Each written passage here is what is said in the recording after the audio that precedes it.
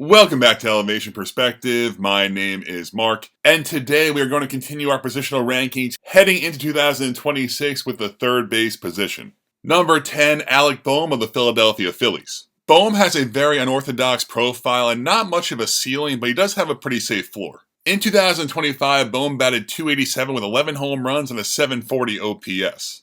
It's a little bit strange that a 6'5", 220 imposing figure in the batter's box never really found his power stroke, especially in that small ballpark in Philadelphia. Bohm usually sits around the 15 to 20 home run range. But what Bohm does do well is he has a plus hit tool and doesn't swing and miss much at all. He's a .279 career batting average. Unfortunately, with his lack of power and poor defense, Bohm is pretty fringy at the position, but I found number 10 to be a fair spot. Number 9, Matt Chapman of the San Francisco Giants. Matt Chapman is a really solid player. Unfortunately, with the move to San Francisco, I think his ceiling definitely took a hit. For a guy who kind of needs home runs to be a main part of his player profile, being in that really tough home ballpark definitely takes its toll. Even with those drawbacks toward his ceiling, he is still so reliable. You know you're going to get an elite defender at third with 20-plus homer power. In 2025, Chapman hit .231 with 21 home runs and a .770 OPS. Chapman hits the ball really hard and has an elite walk rate.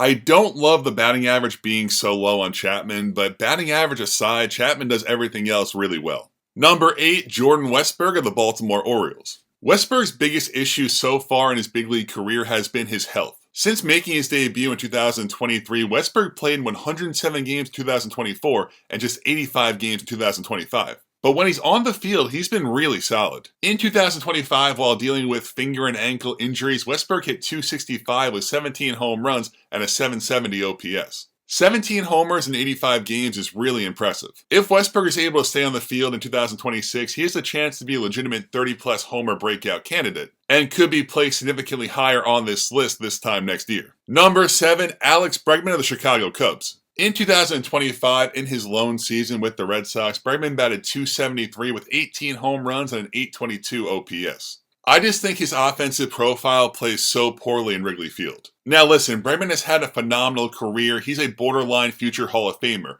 He can certainly make adjustments and continue to succeed at a very high level, but Wrigley's left field is just about as polar opposite as it gets compared to Houston and Boston, his previous home ballparks. He has a nice floor of staying as a productive player, a good defender, and has good plate skills that should age well. It is just a bad feeling that I have that the Cubs paid for what he did and not what he's going to do. Number 6, Maikel Garcia of the Kansas City Royals. Garcia had a breakout season in 2025, batting .286 with 16 home runs and an .800 OPS. Garcia has elite plate discipline and contact skills while being one of the best defenders at the position. The big question that I have for Garcia entering 2026 is going to be, is the power for real? He's a smaller guy who's never really showed signs of power before in the past, but he's just 25 years old and can certainly still be growing and developing into his body. I like the floor of Garcia being a Gold Glove caliber plus average 30 steal player, but if he's able to maintain the power strides he made, he has a good chance to be an all-star.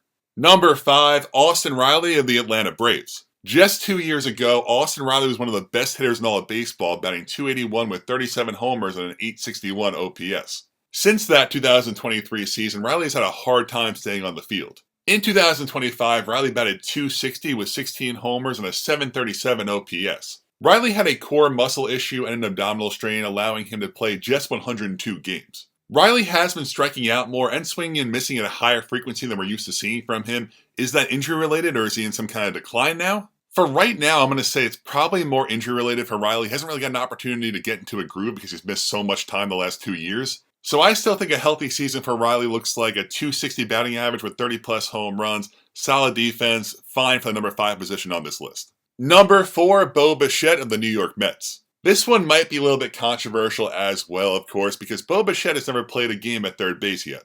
In Bo's final season with the Blue Jays, he batted .311 with 18 homers and an .840 OPS. What we do know about Bo is he's one of the best pure hitters in the sport of baseball, an exceptional hit tool with modest pop. What we don't know is how he will play third base. I think it's fair to assume he will be adequate at the position. I don't expect a Gold Glove outcome here, but you would think a shortstop, even a bad one, can play a competent third base. The defense part is certainly up for debate, but I think Bo has a chance to have a career year with the bat. He is going to be extremely motivated, essentially on a one-year deal with the Mets. He's going to bat third in this lineup behind Francisco Lindor and Juan Soto. It's possible that Bo could have 120, 130 RBIs while only hitting 15 or 20 home runs.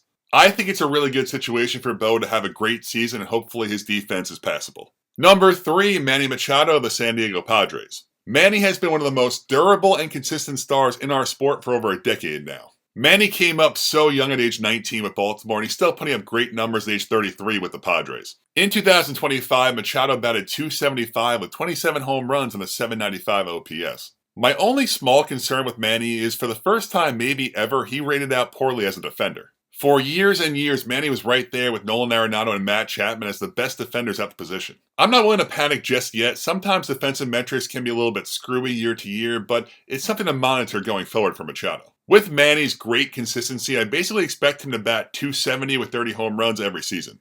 Number 2, Junior Caminero of the Tampa Bay Rays. Rays young phenom Junior Caminero erupted on the scene in 2025, batting .264 with 45 home runs and an .846 OPS.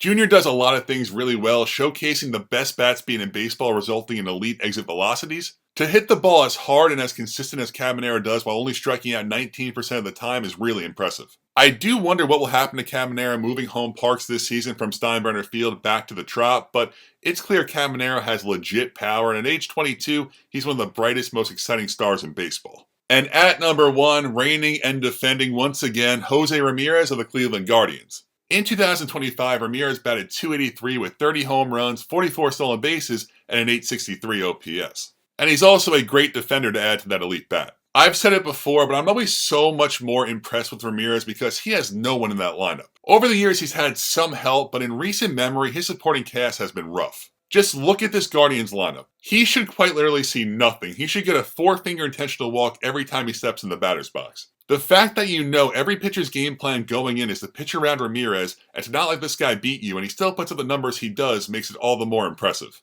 Ramirez signed another extension this offseason to basically assure he's finishing his career in Cleveland. You really hope they put some talent around this guy, but it's not looking very likely. Help from his front office and teammates aside, Jose Ramirez is outstanding and once again the best third baseman in Major League Baseball heading into 2026. And that's the video. Third base, I think, might be the weakest position, actually. I had a hard time making these rankings. I feel like, especially toward the back end, not a lot of great options. If you like this video, please hit subscribe. Thank you so much for watching and have a great day.